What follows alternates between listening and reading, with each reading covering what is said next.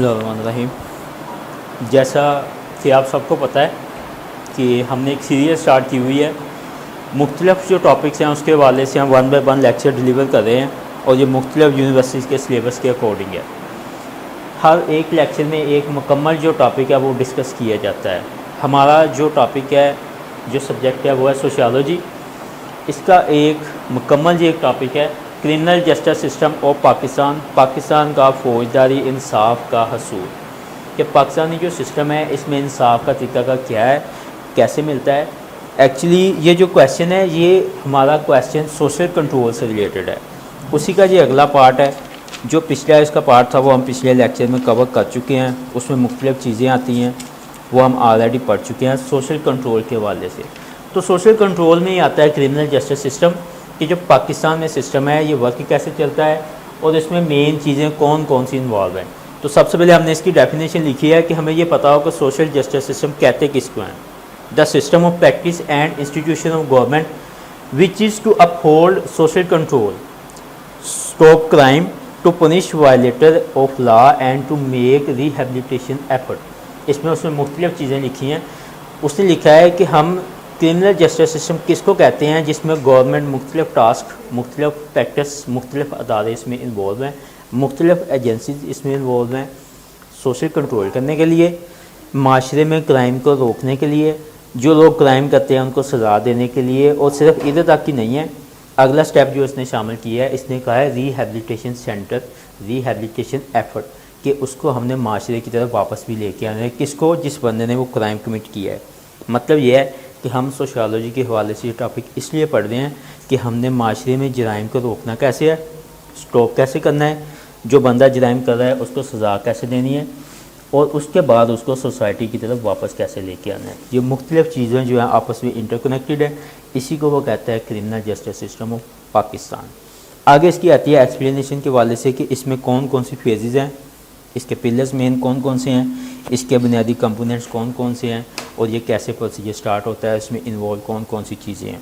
तो सबसे पहले इसमें आता है 3 फेजेज़, इसके कौन कौन से हैं, कि कौन सी ऐसी 3 फेजेज़ हैं जिसकी बेस पे जो हमारा क्रिमिनल सिस्टम है वो चलता है। तो 3 फेजेज़ है इसमें। वो कहता है कि हमारा क्रिमिनल जस्टिस सिस्टम इन्हीं 3 फेजेज़ की बुनियाद पर चलता है। Number 1 investigation by police, trial by criminal courts and execution by jail authorities. Investigation by police, number first पे इन्वेस्टिगेशन। पुलिस ने इन्वेस्टिगेट करना है किसी भी मामले को, उसकी तह तक पहुंचना है कि असल में मामला है क्या, असल में मैटर हुआ क्या है। नंबर 2 पर trial by criminal courts, number 2 trial criminal courts. और नंबर 3 पे है एग्जीक्यूशन, एग्जीक्यूशन बाय कोर्ट्स या execution by jail authorities. Criminal justice system of Pakistan में मेन वो कहता है 3 फेसेस आती हैं। सबसे पहले इन्वेस्टिगेट करना कि हम कर क्या रहे हैं, हम माशरे में क्राइम को रोकना है, क्राइम में जो बंदा कमिट कर रहा है उसको सजा देनी है, उसको रिहेबिलिटेशन यानी कि उसको वापस सोसाइटी में कारआमद बंदा बनाना है कि वो अब जराइम की दुनिया छोड़ के एक सोसाइटी में एक मददगार, एक हेल्पफुल आदमी का किरदार अदा करे। अब वो कहता है कि सबसे पहले जो मेन स्टेप इसमें आता है वो इन्वेस्टिगेशन आती है। और इन्वेस्टिगेशन की बात जब भी होती है तो इसमें ज़ाहिर सी बात है पुलिस इन्वॉल्व होती है। हमारा आईओ जिसको इन्वेस्टिगेशन ऑफिसर कहते हैं वो इसमें इन्वॉल्व होता है। किसी भी मामला का, चाहे वो चोरी का मामला है, वो रेप का मामला है, वो झूठ का मामला है, प्रॉपर्टी का केस है, या कोई लड़ाई झगड़ा हो गया, कोई मर्डर हो गया, किसी भी किस्म का मामला है, तो सबसे पहले वो कहता है इसमें स्टेप जो आएगा वो इन्वेस्टिगेशन होगा। इन्वेस्टिगेशन कौन करेगा? वो इन्वेस्टिगेशन करेगी हमारी पुलिस। उसके बाद अगला काम आता है trial by criminal court. Police ने क्या किया है, एक मामला है उसके पास, डकैती का आया है या मर्डर का आया है, पुलिस ने उसको इन्वेस्टिगेट करके उसकी रिपोर्ट तैयार करके आगे कोर्ट में पेश कर दी है। अब वो कहता है कोर्ट में एक ट्रायल चलेगा, एक प्रॉपर प्रोसीडिंग है उसकी, कि पहले वो एविडेंस कलेक्ट करेंगे, वहाँ से विटनेस है उनका बयान रिकॉर्ड करवाएंगे। सारा सिस्टम जो कहता है वो ट्रायल उसको बोलते हैं। और इसमें मुख्तलिफ जो केसेस हैं क्राइम के हिसाब से इनका ट्रायल मुख्तलिफ होता है। ट्रायल चलने के बाद वो कहता है कि या तो उस बंदे को सज़ा मिल जाती है या वो बंदा बरी हो जाता है। बाज़ दफ़ा ये भी होता है केस अभी चल रहा है, उस बंदे ने बेल करवा लिया, ज़मानत करवा लिया, तो वो एक अलग मैटर है, केस साथ साथ चलता रहता है। जब केस की फ़ाइनल जजमेंट आती है, फाइनल डिसीजन आता है, तो उसके बाद पता चलता है कि उस बंदे को सज़ा देनी है या उस बंदे को बरी कर दिया गया है। अगर तो उस बंदे को बरी कर दिया गया है तो इसका मतलब यह है कि उसमें जो हमने जेल अथॉरिटीज़ लिखा है इसका कोई किरदार नहीं है। लेकिन अगर उस बंदे को सज़ा हो गई है, जो क्राइम में वो मुलव्वस था, तो वो जेल अथॉरिटीज़ हैं वो बंदे को अरेस्ट करके वो उसको जेल में मुंतकिल कर देते हैं। वो कहते हैं कि ये मेन 3 फेसेस हैं जो हमारी क्रिमिनल जस्टिस सिस्टम में आती हैं। आगे इसी का अगला स्टेप उसने लिखा है 3 pillars of criminal justice system of Pakistan. 3 pillars कि वो कौन कौन से 3 मेन पिलर्स हैं जो क्रिमिनल जस्टिस में आते हैं। Investigation, prosecution and trial. Investigation कहता है कि किसी भी जो पाकिस्तान का क्रिमिनल जस्टिस सिस्टम है उसको प्रोसीजर जो है वो 3 उसमें सिस्टम में आता है। इन्वेस्टिगेशन हम ऑलरेडी डिस्कस कर चुके हैं कि इन्वेस्टिगेट किसने करना है। इन्वेस्टिगेट सिर्फ और सिर्फ पुलिस ने करना होता है। सेकंड भी वो कहता है प्रोसिक्यूशन आता है। प्रोसिक्यूशन क्या है, इस्तिगासा क्या है कि किसी भी किस्म का जो मामला है वो प्रेसिडेंट आगे कर रहे हैं तो उसके वहाँ पे जो हमारे वहाँ पे जो प्रोसिक्यूशन है, जो उसके मददगार हैं, जो हेल्पफुल हैं, वो पुलिस की उस मामले में हेल्प करते हैं किसी भी कंप्लेंट के हवाले से, किसी भी एप्लीकेशन के हवाले से, और वो मामले को आगे पहुंचाते हैं। तीसरे नंबर वो कहता है कि ट्रायल चलता है। अब वो ट्रायल जब तक चलेगा वो बंदा जो है वो मुजरम है, वो मुलज़म है। जैसे ट्रायल ख़त्म होता है उसका फाइनल जजमेंट आती है, वो बंदा मुजरम बन जाता है। तो वो कहता है कि ये 3 पिलर हैं जिसको हम कह सकते हैं 3 pillars of criminal justice system of Pakistan. आगे मेन चीज़ इसमें आती है 3 कंपोनेंट्स। मेन जो है हमारा वो है इसमें कि 3 कंपोनेंट्स कौन से हैं और उन तीनों कंपोनेंट्स का किरदार क्या है। वो 3 कंपोनेंट्स कौन से हैं? Investigation, prosecution and criminal court. 3 faces, 3 pillars and 3 components. 3 components, investigation, prosecution and number 1 investigation. ये 3 डिफरेंट चीज़ें हैं जो किसी भी जो हमारा क्रिमिनल जस्टिस सिस्टम है उसमें इन्वॉल्व हैं, उसमें शामिल हैं। सबसे पहले हमने इन्वेस्टिगेशन का मामला को थोड़ा सा डिस्कस किया कि इन्वेस्टिगेशन क्या है। इन्वेस्टिगेशन करनी है पुलिस ने, कहीं पे कोई मर्डर हो गया है, चोरी हो गई है, डकैती हो गई है, कि वारदात हो गई है, तो जाए वकूआ पे सबसे पहले जो पहुंचता है वो इन्वेस्टिगेशन अथॉरिटी, वो है पुलिस डिपार्टमेंट। पुलिस का आग का मुतल्लिका थाने का बंदा वहाँ पे जाता है और वो जाके वहाँ पे कुछ उसके ज़िम्मे कुछ ड्यूटीज़ हैं, कुछ रिस्पॉन्सिबिलिटीज़ हैं, वो काम करता है। आगे प्रोसिक्यूशन जैसे कि मैंने पहले भी बताया है कि ये वो बंदा है जो अदालत यानी कि जो जज साहब है, मजिस्ट्रेट है, उसके उनके और जो एक क्राइम है क्रिमिनल जिस बंदे ने किया उनके दरमियान में एक मिडल मैन है। इसने क्या करना है, पुलिस वाले ने जो भी रिपोर्ट तैयार करनी है इस बंदे की हेल्प के साथ तैयार करनी है और आगे इसको फॉरवर्ड कर देना है कोर्ट में, क्रिमिनल कोर्ट में वो प्रेजेंट कर देनी है। इसी बंदे ने इसको वो तमाम गलतियां बतानी हैं जो इन्होंने रिपोर्ट में की हैं, इसने उसको वेरीफाई करना है, उसकी करेक्शन करनी है, इसने उसको तरीका बताना है कि जो जो चीज़ें आपने कलेक्ट करनी है। उसके बाद रिपोर्ट तैयार होनी है, वो आगे कोर्ट्स में प्रोसीड हो जाती है। उसके बाद उसका बाकायदा जो इधर हमने लिखा है ट्रायल, उसका ट्रायल चलता है। उस ट्रायल चलने के बाद या तो उसको जेल अथॉरिटी वाले पकड़ लेते हैं या वो बंदा बरी हो जाता है। तो वो कहता है ये 3 मेन चीज़ें हैं जो क्रिमिनल को पकड़ने से लेके तफ्तीश में मुलव्वस हैं। तफ्तीश के बाद उसको उस पर सेक्शन कौन सा लगना है, उसको सज़ा कितनी मिलनी है और क्या सिस्टम है उसमें, वो एंड तक एग्जीक्यूशन तक यही चीज़ें जो इसमें मुलव्वस हैं। आगे हम इसको 1 बाय 1 पढ़ते हैं कि इन्वेस्टिगेशन में क्या किरदार अदा किया जाता है, प्रोसिक्यूशन में क्या किरदार दिया किया जाता है और क्रिमिनल कोर्ट्स में क्या किरदार अदा किया जाता है। Trial by criminal courts, execution by jail authorities courts and execution by jail authorities. First पे हमने लिखा है इन्वेस्टिगेशन। इन्वेस्टिगेट करना, मुआयना करना, जायज़ा करना, इसको कहते हैं इन्वेस्टिगेशन करना। अब वो कहता है जैसे हमने पहले भी बताया, बात की है कि इन्वेस्टिगेशन जो है ये आपका पुलिस डिपार्टमेंट करता है। सिर्फ़ और सिर्फ ये डिपार्टमेंट है जो जाके मौका पे जाए वकूआ पे पहुंचता है और इन्वेस्टिगेट करता है कि असल में मामला हो। नंबर 1 पे support in facts and circumstance and evidence. Facts यानी कि पुलिस डिपार्टमेंट के ज़िम्मे जो काम होते हैं वो बंदा जो जाए पहुँचता है। सबसे पहले वो कहता है कि वो जाके सपोर्ट इंस्पेक्शन करता है कि जिस जगह पे वारदात हुई है, जिस जगह पे मर्डर हुआ है, जिस जगह पे चोरी हुई है, डकैती हुई है, कोई और किस्म का कोई रेप का केस है, या कोई और मामला है, किसी भी किस्म की वो क्रिमिनल एक्टिविटी हुई है तो वो किस जगह पे हुई है, सबसे पहले वो जाकर वहाँ पे पहुँचता है। वहाँ पे पहुँचने के बाद उस चीज़ का, उसकी सराउंडिंग का, वहाँ के लोगों का तमाम सिस्टम जो है उसको जायज़ा लेना है।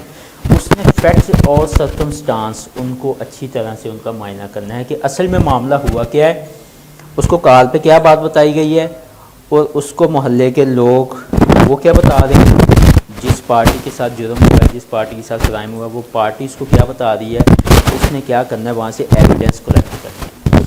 उसने एविडेंस कलेक्ट करके एविडेंस अब उसको जिस किस्म के वो मिलते हैं उसने उसकी, चाहे उसको अगर किसी को फायर लगा है तो गोली का उसको बुलेट का खोल मिलता है, अगर कोई किसी किस्म का रेप का केस है वहाँ से उसको कोई एविडेंस मिलता है, या कोई और मामला है, कोई शराब नोशी का कोई और मामला है, तो वो कहता है उसने वहाँ से तमाम एविडेंस कलेक्ट करने हैं और उसको एज इट इज़ उसने कोर्ट में पेश करना है। For the statement of I witness के मौके पे जो मौजूद थे, आई विटनेस कहते हैं वो गवाह जिसने वो वकूआ अपनी आंखों से देखा हो, उनके रिकॉर्ड, उनके नाम, उनके आईडी कार्ड नंबर वगैरह जो भी ज़रूरी डिटेल उसको चाहिए कि कोर्ट के वाले से वो ज़रूरी समझ, वो तमाम चीज़ें वो कलेक्ट करेगा। वो एविडेंस कलेक्ट करेगा, चाहे वो रिटन एविडेंस है, चाहे वो कोई उसके पास कोई पेज है, कोई पेपर है, कोई गोली है, उसका कोई होल है या कोई और चीज़ है, एविडेंस कलेक्ट करके वो उनके विटनेस के बयान रिकॉर्ड करके वो अपनी तफ्तीश को स्टार्ट कर देगा। ये वो काम है जो एक आईओ यानी कि इन्वेस्टिगेशन ऑफिसर जो होता है जो उसके ज़िम्मे है, जिसको हम तफ्तीशी बोलते हैं। वो ये चीज़ें कलेक्ट करके आगे वो क्या करता है, वो रिपोर्ट, वो सारा सिस्टम जो है वो एफआईआर वगैरह करके वो मामला आगे हैंड ओवर कर देता है। सेकंड पे इसमें जो चीज़ आती है वो आता है प्रोसिक्यूशन। प्रोसिक्यूशन की डेफिनेशन एक लिखी है, prosecution is the agency that is to evaluate the evidence. Agency, prosecution is the agency that evaluate the evidence provided by police। Police जो एविडेंस प्रोवाइड कर रही है उसको वैल्यूएट किसने करना है, उसको वैल्यूएट करना है प्रोसिक्यूशन ने। अब वो कहता है इसने तमाम चीज़ें जो पुलिस वाले ने प्रोवाइड की हैं उनको जांचना है, उसकी पड़ताल करनी है, क्या ये चीज़ें ठीक है, इसने जिस तरह किया, इसने रिपोर्ट तैयार किया वो रिपोर्ट ठीक है, इसने कोई गलत बयानी तो नहीं की, इसने खुद से तो कोई एडिशन वगैरह नहीं कर दी। वो तमाम चीज़ें यानी कि जब वो वैल्यूएट करेगा वो तमाम चीज़ें देखेगा कि हमारा कानून, हमारा लॉ, हमारी पीपीसी क्या कहती है, क्या क्या चीज़ें कलेक्ट करनी थी इसने जैवकुआ से, क्या इसने वो तमाम चीज़ें कलेक्ट कर ली हैं, इसने नेग्लिजेंसी तो नहीं दिखाई। वो तमाम काम जो है वो कहता है कि प्रोसिक्यूशन करता है। नंबर 1 पे उसने इसके कुछ जो इम्पोर्टेंट काम है वो लिख दिए हैं। सिक्योरिटी ऑफ चालान, पुलिस वाले जब मुजरम को अरेस्ट करेंगे वो उसका एक चालान बनाएंगे जो वो जाकर मजिस्ट्रेट के सामने या वो जस्टिस के सामने, कोर्ट के सामने वो प्रेजेंट करते हैं। तो ये प्रोसिक्यूशन वो बंदा है। प्रोसिक्यूशन असल में हम बात कर रहे हैं सरकारी वकील की, जो गवर्नमेंट की तरफ से वकील होता है। आपको पता है कि ये बाकायदा एक गज़टेड पोस्ट है, 17 स्केल से ये स्टार्ट होती है और आगे फिर डिप्टी पब्लिक प्रोसिक्यूटर, फिर पूरे एरिए का, फिर वो सारा सिस्टम ऊपर तक जाता है। तो वो कहता है कि जो मेन है वो इसी के ज़िम्मे ये काम करने होते हैं कि ये इसने पुलिस वाले ने रिपोर्ट पेश की है, इसने उसमें से गलतियां निकाल के उसकी इसने सिक्योरिटी करके चालान वगैरह को वैल्यूएट करके इसने आगे प्रेजेंट कर देता होता है। तो वो कहता है कि पहले नंबर पे जो चालान है इसकी सिक्योरिटी करता है, इसकी जांच पड़ताल करता है। प्रेजेंटेशन ऑफ केस, सेकंड पे वो क्या करता है, सिक्योरिटी करने के बाद वो केस को आगे प्रेजेंट कर देता है। प्रेजेंटेशन ऑफ केस, उसी केस को वो वेरीफाई करके चीज़ें कलेक्ट करके वो उस केस को मजिस्ट्रेट के सामने या जज साहब के सामने प्रेजेंट कर देता है। तीसरे में वो कहता है क्लेम्स ऑफ डिफेंस। ये तीसरे नंबर पर जो काम करता है क्लेम्स ऑफ डिफेंस, डिफेंस का दावा।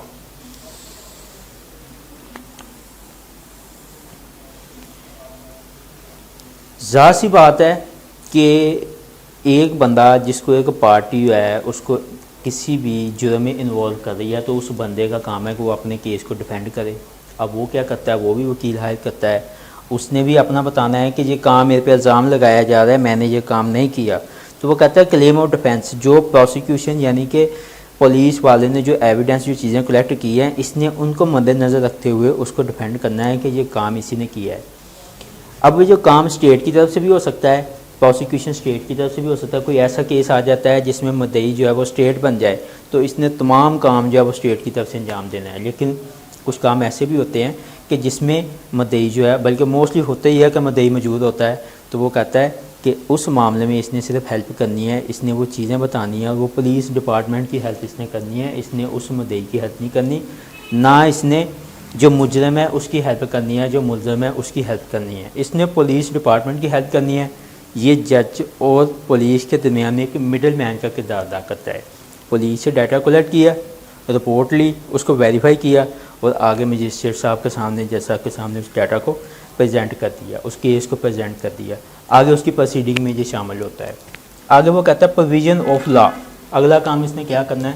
प्रोविज़न ऑफ लॉ, कानूनी दफात, यानी कि जो क्राइम कमिट हुआ है, जो जुर्म हुआ है, उस जुर्म पे हमारा पीपीसी का कौन सा सेक्शन लगता है, उस मुजरम पे, उस मुलज़म पे, मुजरम नहीं हम उसको मुलज़म कहेंगे, उस मुलज़म पे कौन सा सेक्शन लगना चाहिए, ये भी प्रोसिक्यूशन ने बताना होता है उस रिपोर्ट में कि इस बंदे ने ये काम किया है, इसने चोरी की है, ज़िना किया है, मर्डर किया है, शराब है या कोई और मामला है, किसी फ्रॉड में मुलव्वस है, तो वो कहता है कि उस पर जो कानून जो है उसका जो सेक्शन लगना है, उसकी जो दफ़ा लगनी है, वो भी प्रोसिक्यूशन ने बतानी होती है। आ गया रिमूवल ऑफ लेक्यूना। नेक्स्ट पॉइंट इसका रिमूवल लेक्यूना। लेक्यूना क्या है? कमी, डेफिशिएंसी। कोई भी कमी, कोई भी खला, कोई भी इनकम्प्लीट चीज़, उसको कंप्लीट इसी ने करना है, प्रोसिक्यूशन ने करना है कि एक मुकम्मल रिपोर्ट, उस रिपोर्ट के जो जो तकाज़े हैं वो पूरे करने हैं, क्या क्या रिक्वायरमेंट है, एविडेंस कौन कौन से चाहिए, विटनेस किस किस विटनेस का बयान रिकॉर्ड करवाना है वो, और उसके साथ साथ वो बाकी तमाम चीज़ें जो एक जुर्म होने के बाद से लेके एंड तक, जब तक उसको सज़ा नहीं मिलती, वो तमाम चीज़ें जो पूरी करनी है वो किसने करनी है? वो करनी है पूरी प्रोसिक्यूशन ने। ये इसका सेकंड स्टेप था प्रोसिक्यूशन का। पहला स्टेप था पुलिस। आगे तीसरे नंबर पे हमने लिखा है क्रिमिनल कोर्ट्स, कि क्रिमिनल कोर्ट का क्या किरदार है, इसको थोड़ा सा देख लेते हैं। Criminal courts is to initiate proceeding after a charge have been drawn up. Criminal court is to initiate proceeding, वो कहता है कि हमारा सबसे पहले काम क्या किया है, एक क्राइम, एक जुर्म हो गया है, उसकी इन्वेस्टिगेशन, उसका स्पोर्ट इंस्पेक्शन, उसके फैक्ट्स एंड फिगर्स, असल में हकीकत में मामला क्या हुआ है, मुजरम किधर से आया है, किस साइड को गया है, कितने बंदे थे, कौन कौन इसमें इन्वॉल्व है, एविडेंस कलेक्ट हो गए हैं और जो हमारे आई विटनेस हैं उनका बयान वगैरह भी रिकॉर्ड हो गया है। उसके बाद प्रोसिक्यूशन ने अपना काम कर दिया है, जो जो केस में चीज़ें हेल्पफुल चाहिए थी वो चीज़ें तमाम उसने तैयार करके एक मुकम्मल फ़ाइल बना दी है कि ये एक जुर्म था, इसमें ये बंदे इन्वॉल्व हैं, ये बंदे हैं, इन पे ये सेक्शन लगना चाहिए और इस जुर्म की ये सज़ा मिलनी चाहिए। अब वो तमाम फ़ाइल, तमाम चीज़ें तैयार होने के बाद वो कोर्ट में पहुँच जाती है। उस कोर्ट को हम कह रहे हैं क्रिमिनल कोर्ट, क्योंकि हम टॉपिक पढ़ रहे हैं क्रिमिनल जस्टिस के हवाले से। तो वो कहता है कि वहाँ पे जब कोर्ट में वो फाइल पहुँच जाती है तो आगे कोर्ट का काम स्टार्ट हो जाता है।